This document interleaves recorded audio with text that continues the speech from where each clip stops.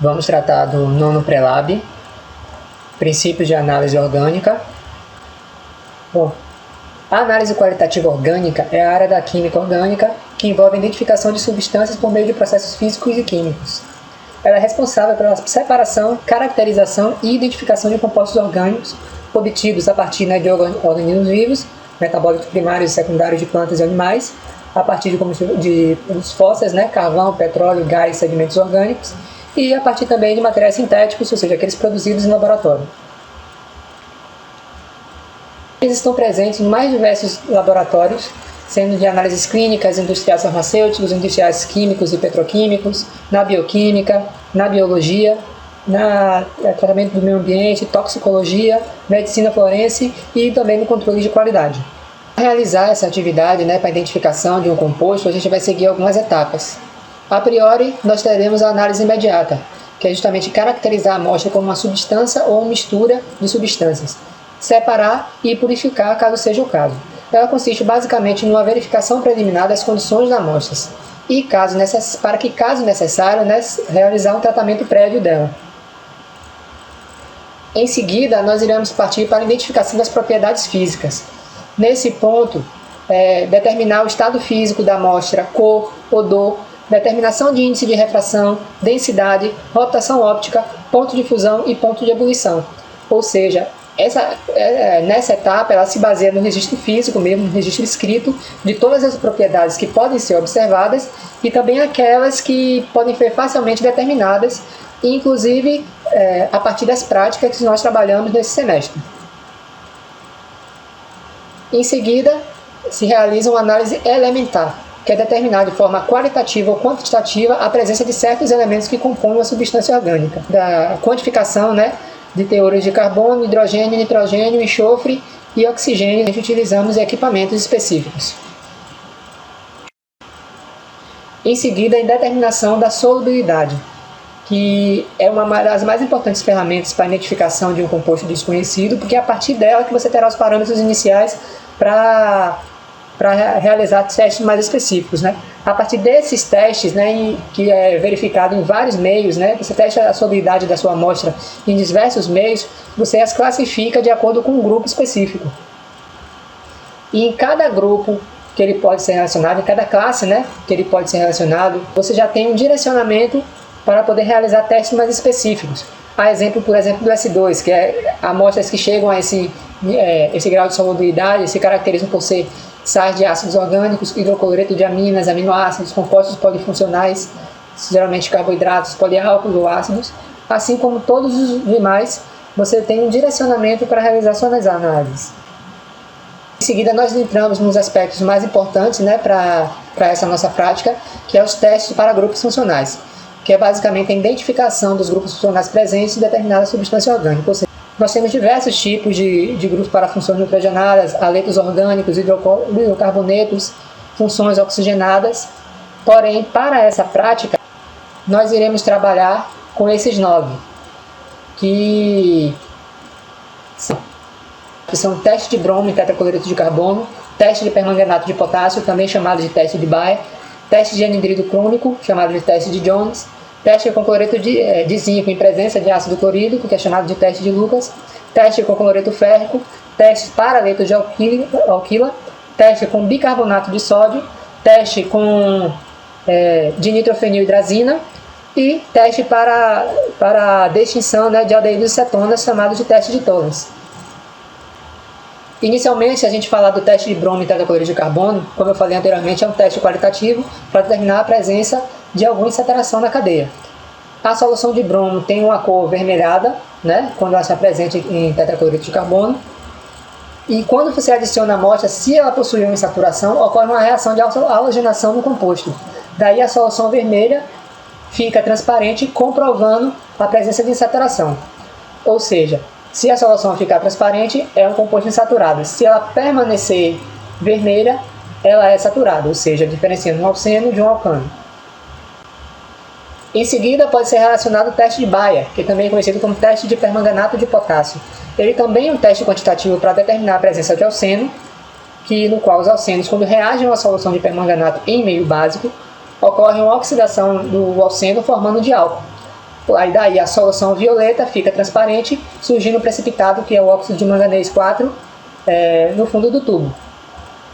Os ciclanos eles não reagem com os reagentes de Bayer, sendo que a solução permanece na cor violeta. Ou seja, se formar um precipitado castanho, é um alceno. Se permanecer a coloração violeta, é um ciclano. Em seguida, podemos realizar o teste de Jones, que também é o teste de anidrido crômico, que é um teste qualitativo agora para determinar se há ou não a presença de álcool, mais especificamente nesse caso para a presença de álcools primários ou secundários. No caso de álcools primários, eles são convertidos a ácidos carboxílicos e, no caso de álcools secundários, eles são convertidos em cetonas. No caso de ácidos terciários, esse teste não tem a capacidade, ele não reage. O trióxido de cromo, também chamado de cromo 6, funciona como um agente oxidante em meio ácido. Daí essa solução que possui uma coloração alaranjada avermelhada, quando você adiciona uma amostra que contém álcool, ele forma uma suspensão opaca que fica uma coloração azul esverdeada. Ou seja, com essa reação, se houver a presença de um álcool primário ou secundário, ele forma uma suspensão azul e se ela permanecer alaranjada, o teste é negativo para a presença de álcool ou também pode indicar eventualmente a presença de um álcool terciário. Já no teste seguinte, o teste de Lucas, que é o teste de cloreto de zinco na presença de ácido clorídrico, ele é um teste também qualitativo para determinar a presença de álcool, mas agora evidenciar os álcools terciários, já que os álcools terciários reagem mais facilmente, formando cloreto de alquila, e os átomos secundários eles têm uma reatividade também intermediária para essa reação, porém de uma forma mais retardada, de uma forma mais lenta, no qual eles formam um cloreto de alquila após 5 minutos e forçando a separação de fases a partir de 10. E no caso dos álcools primários, eles não reagem nessas condições. O que acontece é uma reação de substituição na presença do ácido clorídrico e do cloreto de zinco, que converte um álcool em cloroalcano. A solução de Lucas, ela é transparente, mas na coloração do álcool, ela se turva rapidamente. No caso da presença do álcool terciário, ela se turva de uma forma bem rápida. No álcool, na presença de um álcool secundário, essa turvação ocorre de uma maneira mais lenta. Já a não turvação se caracteriza como a ausência de qualquer álcool, caso a solução permaneça transparente.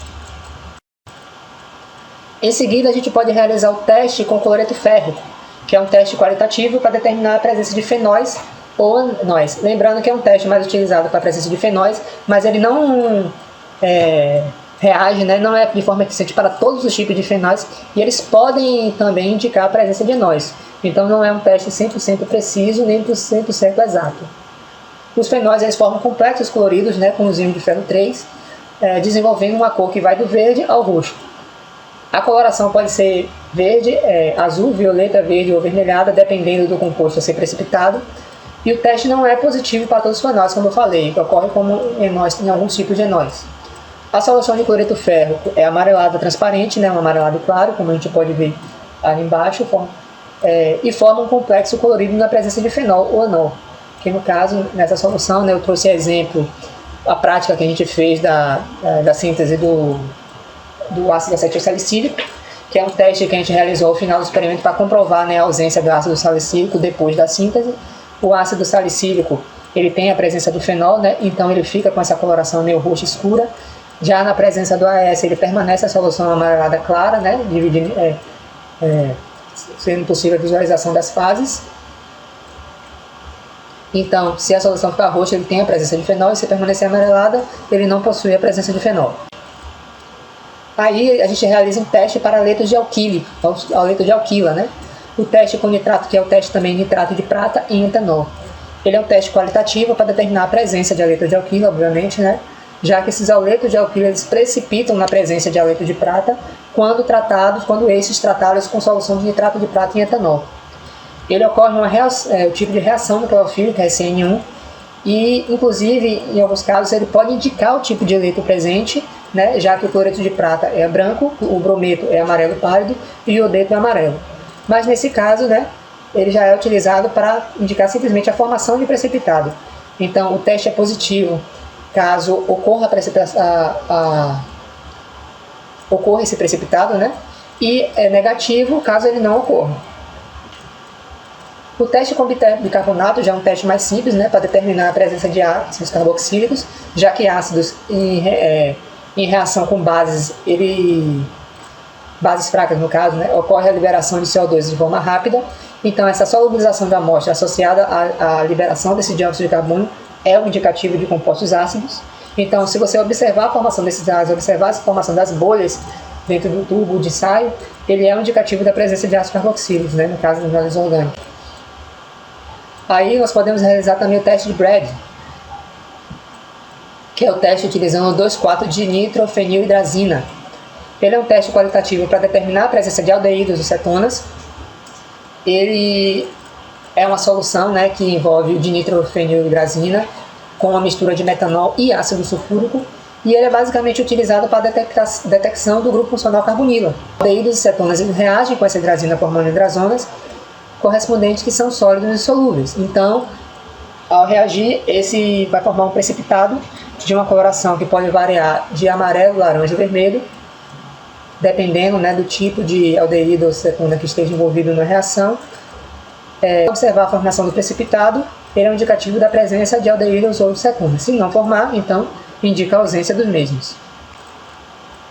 Em seguida, né, para diferenciar, né, se o composto identificado, caso positivo no teste anterior, é um aldeído ou cetona, nós podemos aplicar o teste de Tollens, que é um teste qualitativo para distinguir se é um aldeído ou se é uma cetona.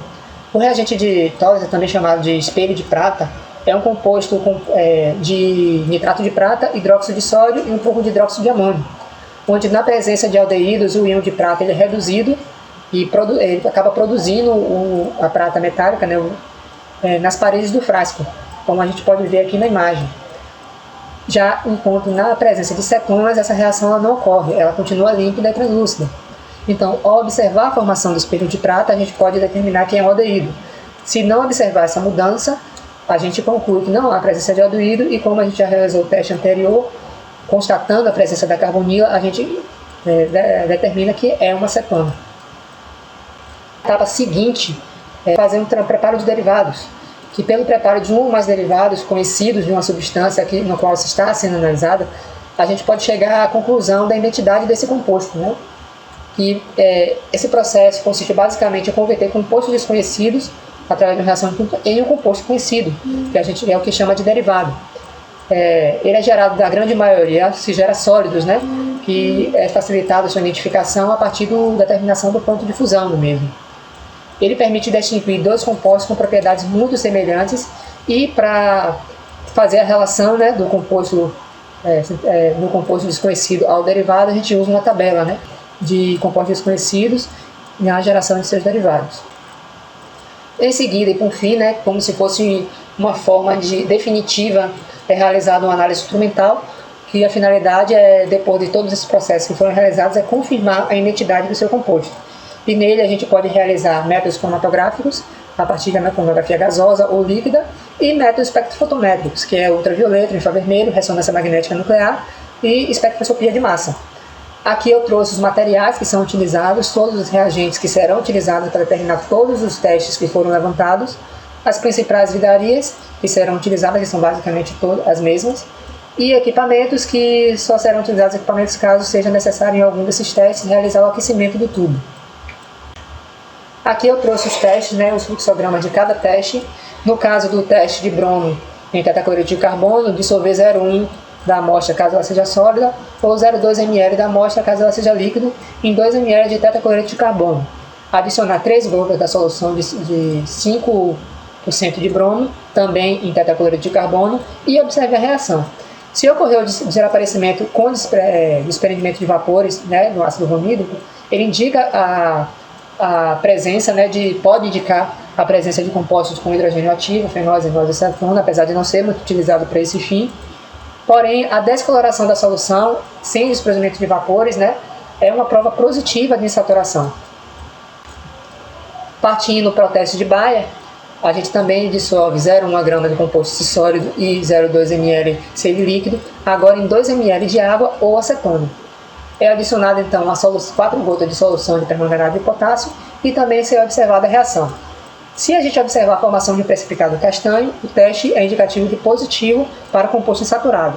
Caso ela permaneça violeta, é um teste negativo para insaturação, confirmando então que o composto é saturado, ou seja, a presença de alcânios.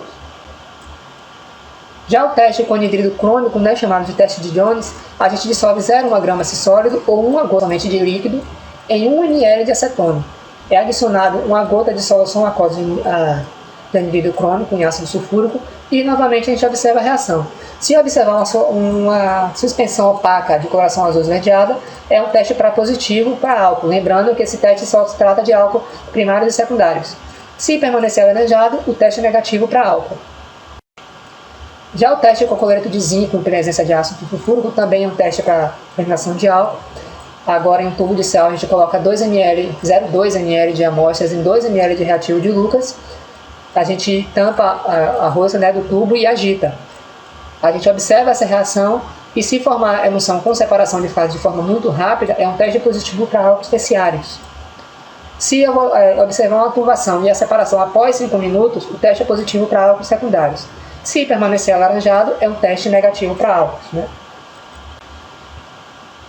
Já o teste com cloreto férrico, a gente disolui também 0,1 grama sólido ou 1 grama de amostra em 10 ml de água ou etanol, adiciona a solução de cloreto férrico a 1%, de novo fechar o tubo e dar uma agitada. Observar as reações, se a coloração for para verde e roxo, é o teste positivo, né, para a formação do complexo, então é um teste positivo para a presença de fenol ou enol. Se permanecer amarelado, o teste é negativo com fenol e enol. Já para o teste de haletos de alquila, 1 gota de amostra é colocada em 2 ml de solução de nitrato de prata 2% presente em etanol. Essa solução, caso essa reação não ocorra imediatamente, né, essa solução pode ser levada a aquecimento durante 5 minutos e novamente se observa. Se ocorrer a formação de precipitado, ocorre o teste positivo para a presença de haletos. Caso não forme esses precipitados, o teste é negativo, indicando que não há presença de haletos. Teste com bicarbonato de sódio. É colocado no tubo 0,1 grama ou 2 ml, né, de amostra e adicionada a solução de bicarbonato de sódio. A gente observa a solubilização dessa amostra. Se houver a formação de gases durante essa solubilização, é o teste positivo para ácido carboxílico. Se não formar gases, o teste é negativo para ácido carboxílico.